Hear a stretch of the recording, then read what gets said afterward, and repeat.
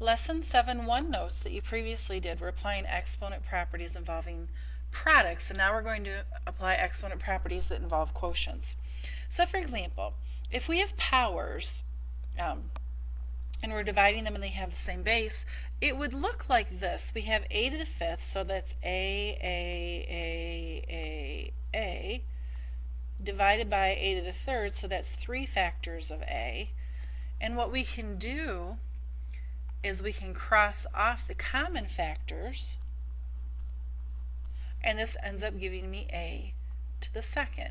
Well, another way we can get a to the second, if you make the connection between the exponents, is you just take a to the 5 minus 3, and that does give you a to the second.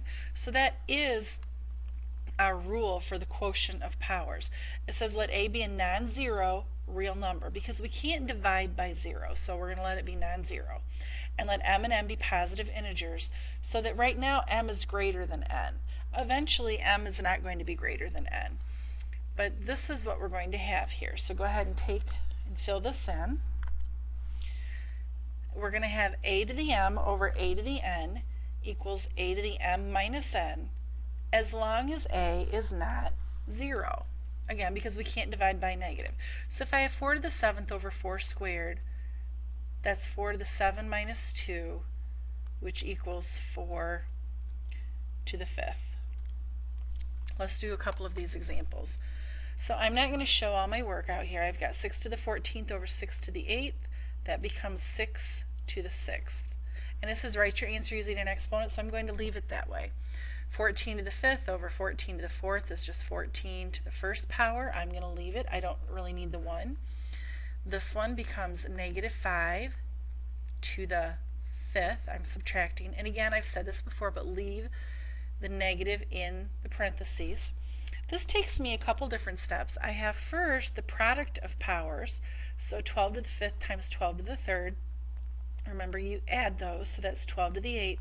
Now it's over 12 to the 4th, and 8 minus 4 is 4, so that becomes 12 to the 4th. I have the same thing here, but now my product of powers is in the denominator.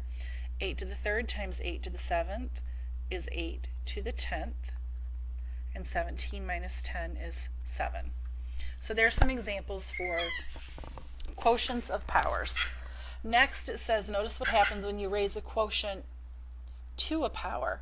So this really means I have 4 copies of a over b. So it's a over b times a over b, whoops, times a over b times another a over b.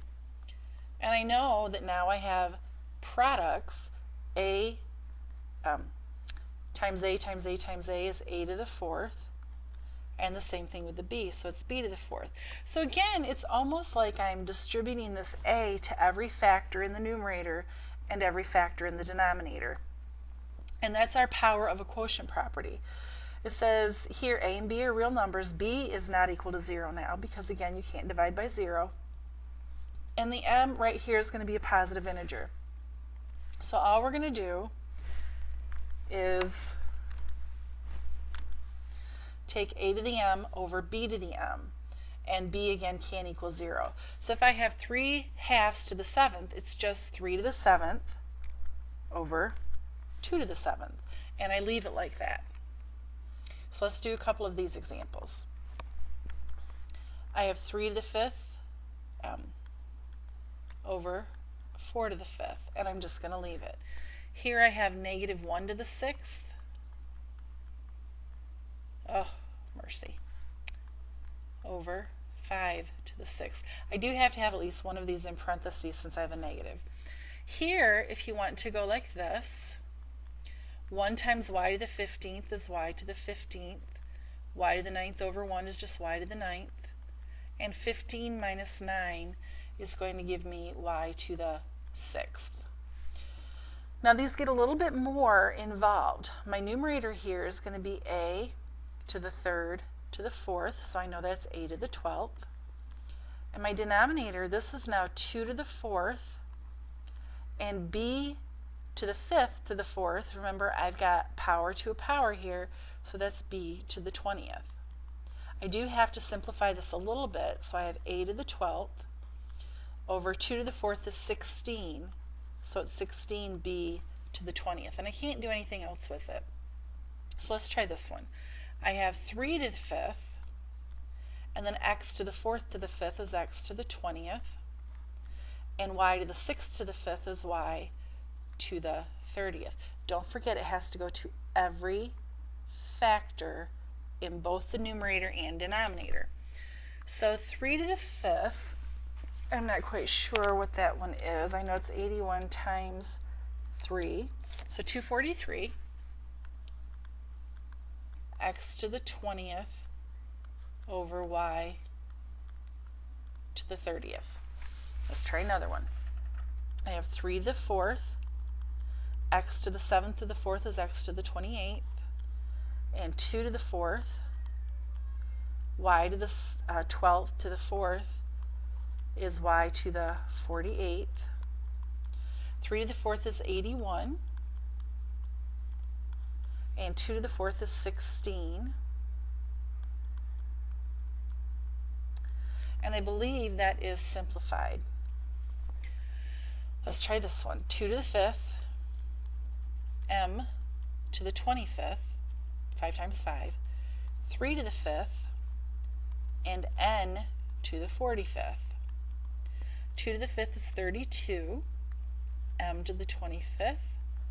3 to the 5th we did up top was 243, n to the 45th.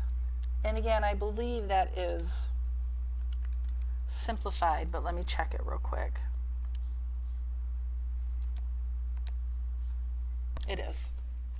Okay. Next. A fractal tree. It might be the first time you've ever seen a fractal tree, but it's kind of cool. It says it begins with a single segment, which is called the trunk of the tree. So this is happening at step 0. And that's 1 unit long. And then we're going to add 3 shorter branches to every trunk of the tree. So this is step 1. This is step 2. Because I've added 3 more. This is step 3. And what you do is you end up counting the branches. So it says make a table showing the number of new branches at each step for steps 1 through 4. So we've got, I'm going to just go X, Y, make my table. And this is going to be steps 1, 2, 3, and 4. So at step 1, I have 3.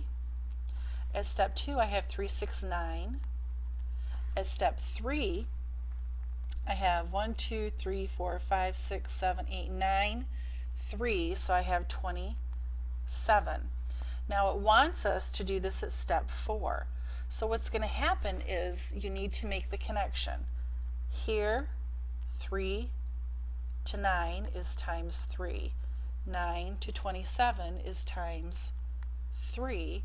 So 27 times 3 is going to be 81. And I don't know about you, if I don't have a computer, I don't want to draw the next set of branches on there. So it says write the new number of branches as a power of 3. So if I write this as a power of 3, then this is going to be 3 to the 4th power. And this one up here was 3 to the 3rd. This was 3 to the 2nd. And this was 3 to the 1st. So there is a connection between the steps. How many times greater is the number of new branches added in step 5 than the number of new branches added in step 2? Well, in step 5, I would expect it to be 3 to the 5th divided by 3 to the 2, because that's step 2. And so it's going to be 3 to the 3rd. And just how many times greater? Well, 3 to the 3rd is 27 times greater. Okay, so there are your notes dealing with quotients of powers. And let me see real quick if I have the assignment. Just like magic, there it is. It is page 444 to 447. 4 to 44 even, 49, 53, and 54 if you want to get started on this. But you will have class time to work on it.